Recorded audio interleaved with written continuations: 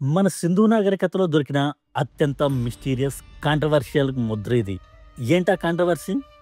నరబలి. అవును friends, Indus సివిలైజేషన్లో నరబలులు ఉండేవని చెప్పే ముద్ర ఇది. మరి నిజంగానే నరబలులు ఉండేవా? ఈ ముద్ర అదే చెప్తుందా? రండి ఇప్పుడు డీకోడ్ చేద్దాం. ఇక్కడ మీరు చూడవచ్చు, ఒక చెట్టు మధ్యలో మనిషి ఆకారం. ఆ చెట్టు ముందు ఒక మనిషి మోకాళ్ళపైన కూర్చుని చేతులు పైకెత్తి ప్రార్థిస్తున్నాడు. దీన్ని బట్టి మనకి ఒక విషయం స్పష్టమవుతుంది. సింధు ప్రజలు వృక్షాలను దేవుళ్ళుగా భావించి పూజించేవారు అని. అంటే వీరు ప్రకృతి ఆరాధకులన్నమాట. ఈ పూజిస్తున్న వ్యక్తిని కాసేపు ప్రీస్ట్ అనుకుందాం. ఈ ప్రీస్ట్ వెనకాల ఒక గొర్రె లేదా మేకపోతు నిల్చుని ఉంది.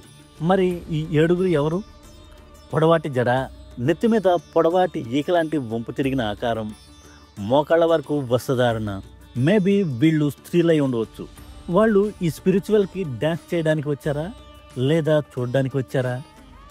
చూడడానికి వస్తే అందరూ ఒకే రకమైన డ్రెస్ కోడ్ని ఎందుకు వేసుకుంటారు? అంటే ఖచ్చితంగా ఏదో ప్రత్యేకమైన కార్యక్రమానికి వచ్చారు. మరి అదేంటి, నరబలేనా? ఇక్కడ ఒకసారి గమనించండి. ఈ ప్రీస్ట్ కాళ్ళ దగ్గర చిన్న పీట పైన గుండ్రంగా ఉన్నదేమిటి? ఇది ఒక మనిషి తలకాయనా? అంటే ఇక్కడ నరబలి జరిగిందా? కొందరు చరిత్రకారులు ఇది ఒక నరబలి క్రతువే అని అంటున్నారు. కానీ ఇక్కడ జాగ్రత్తగా గమనించండి. ఇక్కడ ఉన్నది మనిషి తలకాయ అయితే మరి శరీరం కూడా ఉండాలి కదా. మరి మనిషి బలి అర్పిస్తే దేవతకు సమర్పించాలి, కానీ పక్కన ఎందుకు పెట్టేశారు? అది కాక అక్కడ క్రతువు నరబలి అయితే మరి పక్కన మేకపోతును ఎందుకు పెట్టారు? రండి ఇప్పుడు ఈ సీక్రెట్ని విప్పుదాం.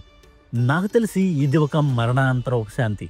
మరణానంతరం ఖననం చేయబడిన వ్యక్తి పుర్రెను తీసుకువచ్చి శాంతి కోసం ఆ మేకపోతును బలి ఇచ్చి శాంతి పూజ చేసే కార్యక్రమం అయి ఉంటుంది.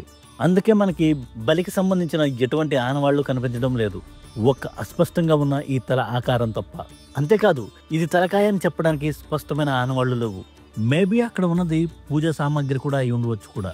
మరి మీరేమనుకుంటున్నారు? నిజంగా ఇది నరబలి కార్యక్రమమా లేక పూజా కార్యక్రమమా? కింద కామెంట్స్లో చెప్పండి.